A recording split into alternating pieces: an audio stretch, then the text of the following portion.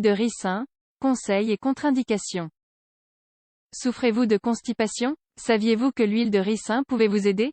Dans cet article, vous découvrirez ses indications et contre-indications. L'huile de ricin est extraite des graines de Ricinus communis et représente une option naturelle avec différentes propriétés. Néanmoins, il est important de connaître les indications et contre-indications de cette huile en raison de l'impact sur notre santé. Rappelez-vous que même si les produits naturels n'ont généralement pas d'effets secondaires, dans certains cas il est utile de vérifier s'ils ne sont pas contre-indiqués pour certaines conditions. L'huile de ricin. Afin de pouvoir parler des indications et des contre-indications de l'huile de ricin, il est indispensable de consulter sa fiche technique. On y trouve également d'autres informations comme sa composition et sa forme pharmaceutique. Indications. Les personnes qui utilisent cette huile le font dans un but bien précis, faciliter la vidange intestinale. C'est une manière naturelle d'éradiquer la constipation, qu'elle soit occasionnelle ou fréquente. Toutefois, afin de l'utiliser correctement, il est important de prendre en compte les données suivantes. L'huile de ricin s'administre toujours à jeun, avec une dose unique de 25 ml. On peut la consommer mélangée avec du lait, du jus ou des boissons gazeuses. Ses effets commencent à se faire sentir entre 2 et 6 heures après sa prise.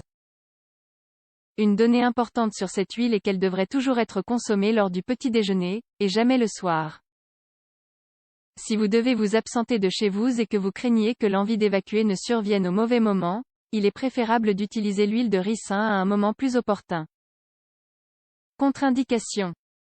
Malgré les bienfaits de cette huile en cas de constipation, il existe cependant quelques contre-indications qu'il est nécessaire de connaître afin de ne pas faire un mauvais usage de ce remède naturel. Voyons quelques-unes d'entre elles. Enfants. En raison de l'hypersensibilité que présentent les enfants de moins de 12 ans à ce type d'huile, son usage n'est pas recommandé pour femmes enceintes. Les femmes enceintes ne devraient pas l'utiliser. En effet, elle pourrait provoquer des contractions ainsi qu'un accouchement prématuré allaitement. Étant donné que les bébés ne peuvent pas ingérer cette huile, les mères ne devraient pas non plus la consommer pendant qu'elles allaitent. Elle peut effectivement passer dans le lait maternel. Syndrome du côlon irritable. En raison de la nature délicate de cette maladie, cette huile est fortement déconseillée, même en cas de constipation obstruction intestinale. L'huile de ricin peut ne pas être efficace dans ces cas et provoquer une douleur abdominale aiguë due à l'impossibilité d'évacuer. L'huile de ricin ne peut pas non plus être consommée en cas d'hémorroïdes, de colite ou autre problème. La raison ne réside pas uniquement dans la douleur qui peut nous faire souffrir, mais également dans la déshydratation générée par sa consommation. De plus, son utilisation n'est pas recommandée si nous prenons des médicaments pour l'arythmie ou des diurétiques. Ou alors si nous souffrons d'une maladie cardiaque.